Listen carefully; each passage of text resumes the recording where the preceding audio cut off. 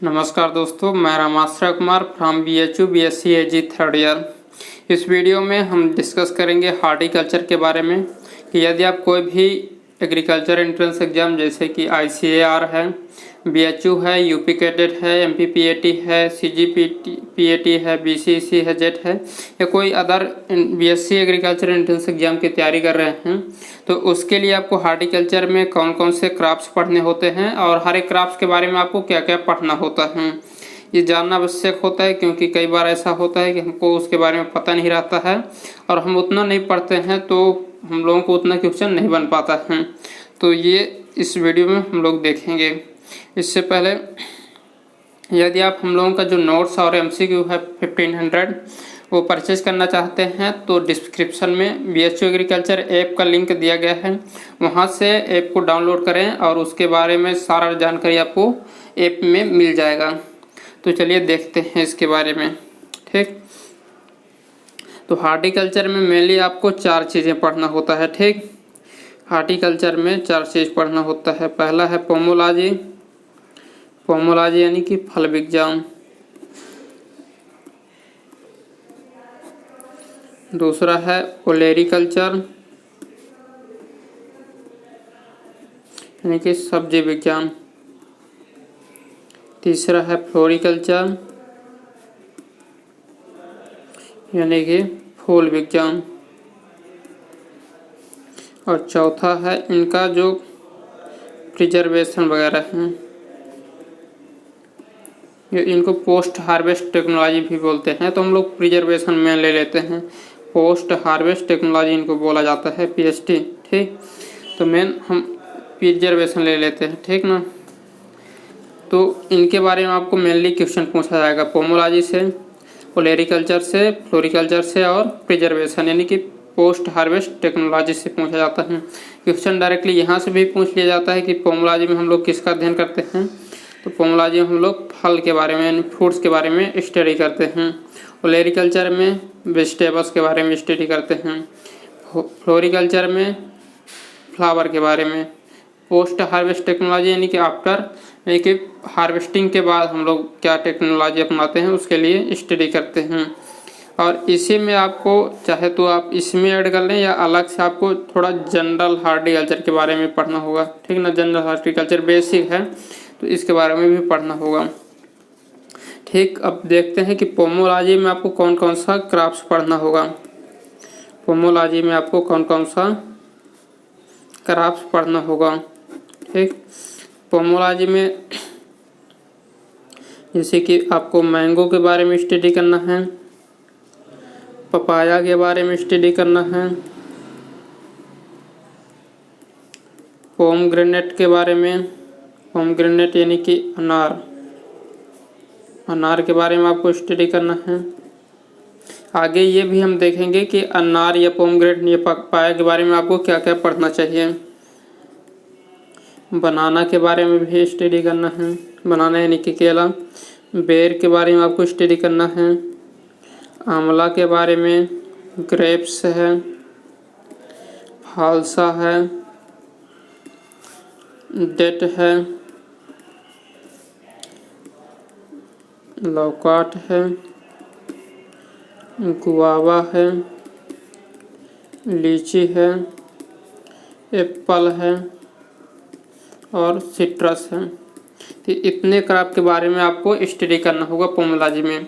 अगर आप हम लोगों का जो नोट्स है वो परचेज करेंगे उनमें इन सब के बारे में डिटेल दिया गया है, तो वहाँ से भी आप देख सकते हैं। स्पेशली हम लोग देखते हैं ये आपको 14 क्रॉप्स हैं, 14 फ्रूट्स हैं, वो आपको पढ़ना होगा। इसमें मैंगो यानी कि आम, पपाया, पपाया यानी कि पपीता, पोमग्रेनेट, पोमग्रेनेट यानी कि अनार, बनाना यानी कि केला, बेर यानी कि बेर, आंवला यानी आंवला, ग्रेप्स यानी अंगूर, फालसा, डेट यानी खजूर होता है, लौकाट यानी लौकाट, गुआवा यानी अमरूद, लीची यानी लीची, एप्पल यानी सेब और ये सिट्रस यानी कि नींबू वर्गीय फल के बारे में, इनके बारे में आपको स्टडी करना होता है पोमोलॉजी में। ठीक, उसी प्रकार दूसरे नंबर में देखते हैं ओलेरिकल्चर में क्या हमको पढ़ना होता है, कितने क्रॉप्स पढ़ने होते हैं। ओलेरिकल्चर में यानी कि कितने हमको आपको सब्जी पढ़ना है। ठीक, तो हम लोग इसको अच्छे से हम देखते हैं, आपको बता दे रहे हैं कि अलग अलग बता दे रहे हैं, ठीक ना।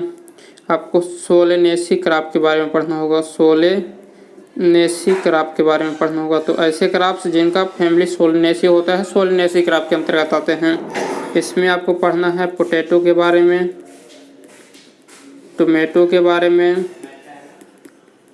ब्रिंजल एंड चिली के बारे में पढ़ना है, ठीक। 4 क्रॉप। दूसरा में एक ओकरा है, ये आपको पढ़ना है। तीसरा में आपको रूट क्रॉप्स के बारे में पढ़ना है, रूट क्रॉप्स, ठीक। रूट क्रॉप्स यानी जड़ वाले फसल। तो रूट क्रॉप्स के बारे में आपको किन किन क्रॉप्स के बारे में पढ़ना है, तो आपको रेडिश के बारे में पढ़ना है, कैरेट के बारे में पढ़ना है और टर्निप के बारे में पढ़ना है, ठीक। रेडिश यानी मूली, कैरेट यानी गाजर, टर्निप यानी शलजम। अगर किसी हिंदी मीडियम वाले को समझ में ना आ रहा हो तो कमेंट करके ज़रूर बताएं, ठीक ना। इसको हम लोग शलजम बोलेंगे। बल्ब क्रॉप के बारे में पढ़ेंगे। बल्ब क्रॉप यानी कि ओनियन एंड गार्लिक। तो आपको ऐसे भी याद रखना है कि कौन कौन से बल्ब क्रॉप होते हैं। तो यहाँ से भी डायरेक्टली क्वेश्चन पूछा जाता है कि बल्ब क्रॉप कौन सा है, तो onion and garlic bulb crop होते हैं, ठीक। और रूट क्रॉप का पूछ देगा, रेडिश, कैरेट और टर्निप रूट क्रॉप होते हैं। उसके बाद आपको कोल क्रॉप के बारे में पढ़ना है। तो कोल क्रॉप में आपको 3 पढ़ना है, इसमें 6 आते हैं लेकिन 3 पढ़ना है, ठीक। कॉलीफ्लावर है, कैबेज है और नोलखोल है के बारे में आपको पढ़ना होगा, ठीक। उसके बाद आपको कुकुरबिट्स के बारे में पढ़ना है। कुकुरबिट्स में बहुत सारे क्रॉप आते हैं, तो सब के बारे में नहीं पढ़ना होता, ठीक। कुछ ही पढ़ना है आपको। कुकुम्बर पढ़ना है, कुकुम्बर यानी खीरा, वाटरमेलन यानी तरबूज, मस्क मेलन यानी कि खरबूज, बॉटल गार्ड यानी कि लौकी, बीटर गार्ड यानी कि करेला,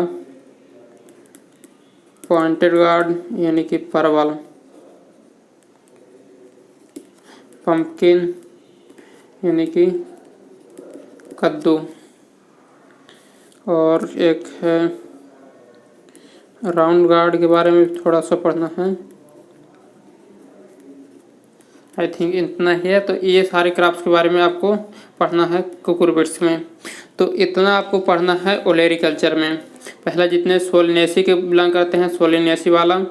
दूसरा रूट क्रॉप्स के बारे में, और ये ओकरा के यानी ये भिंडी होता है, ठीक ना, ओकरा यानी कि भिंडी, ठीक। बल्ब क्रॉप के बारे में, कोल क्रॉप के बारे में, कुकुरबिट्स के बारे में आपको पढ़ना है, ठीक।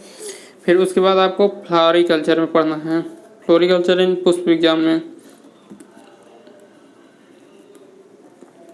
फ्लोरिकल्चर में किसके बारे में आपको पढ़ना है,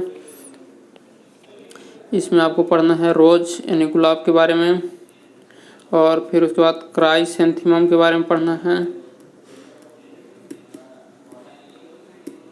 उसके बाद आपको ग्लैडियोलस के बारे में पढ़ना है। उसके बारे में आपको मेरी गोल्ड के बारे में पढ़ना है, गोल्ड के बारे में पढ़ना है, ठीक। तो ये आपको 4 के बारे, इनमें ज़्यादा आपको नहीं पढ़ना होता है। बोटेनिकल नेम आपको पढ़ना है और थोड़ा बहुत तो आपको नोट्स में मिल जाएगा कि क्या क्या आपको पढ़ना होता है, ठीक। फिर आगे हम देखते हैं कि हर एक क्रॉप्स के बारे में क्या क्या पढ़ना होता है। जैसे कि अगर हम पढ़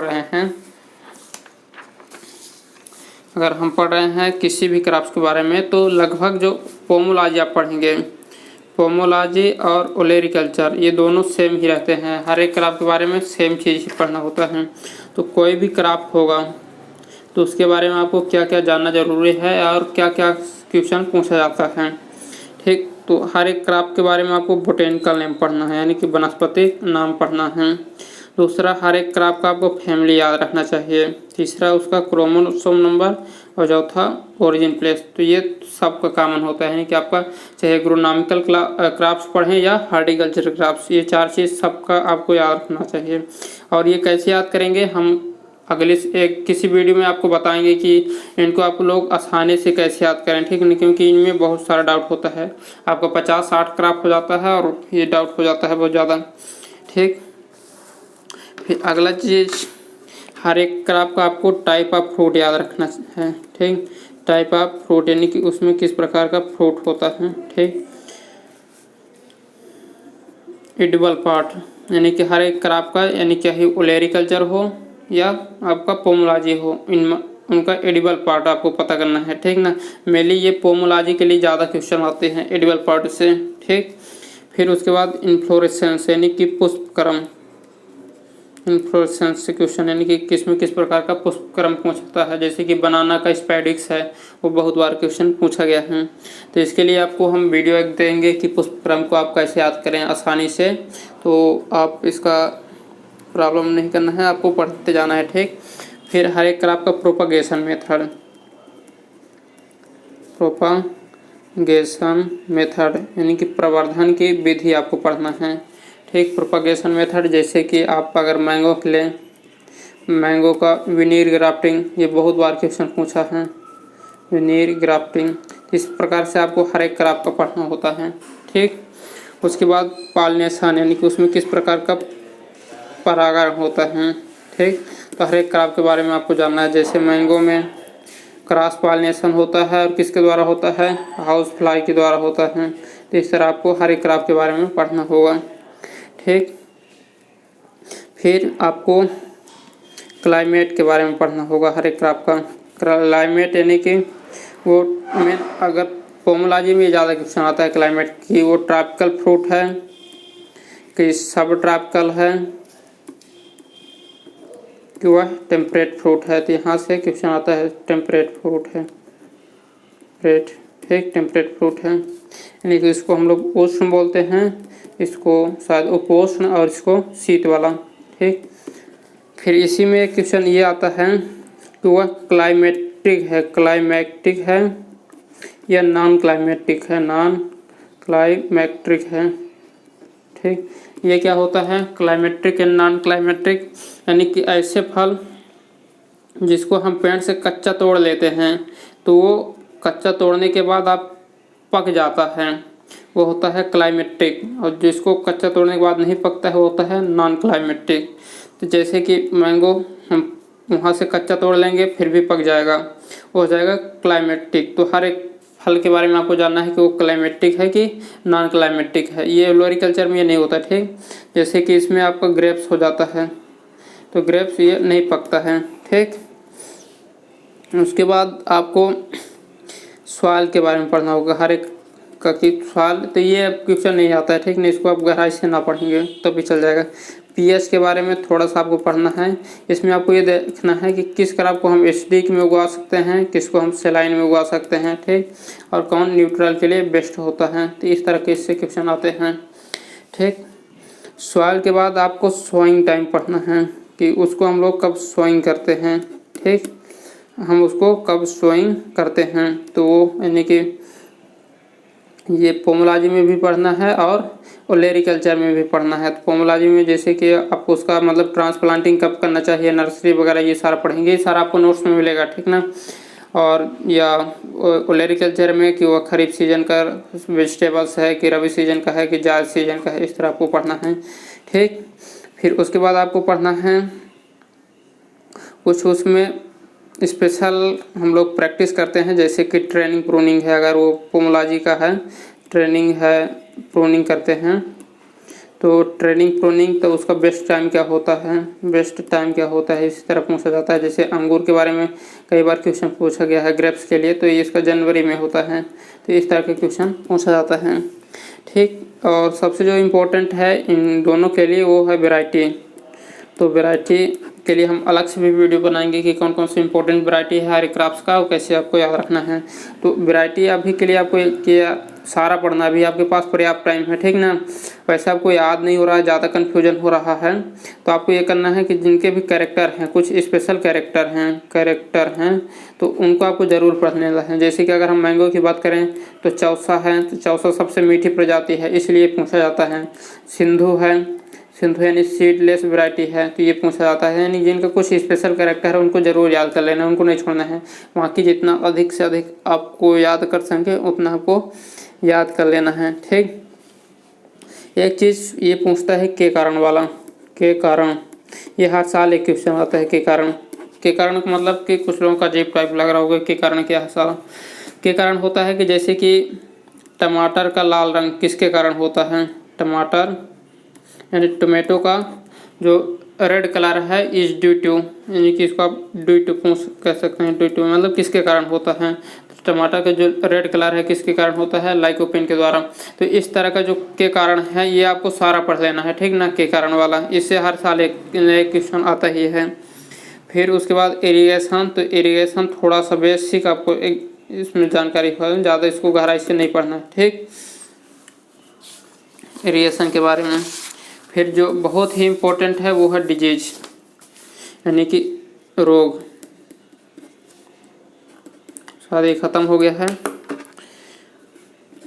आपको डिजीज पढ़ना है, यानी कि जो रोग हैं, ठीक, वो आपको पढ़ना है हर एक क्रॉप का, चाहे वो पोमोलॉजी वाला हो या चाहे वो ओलेरीकल्चर का हो। तो रोग बहुत ज़रूरी है, या कहे कोई एग्रोनॉमी क्रॉप भी आप पढ़ेंगे तो सबका डिजीज पढ़ना है। और उसका डिजीज में क्या पढ़ना होता है हम आपको बता दिए हैं कि वो उसका कारण क्या है, कारण का नाम क्या है, कारण का नाम क्या है, और उसका जो थोड़ा सा स्पेशल होता है वो पढ़ना है, 3 चीज़।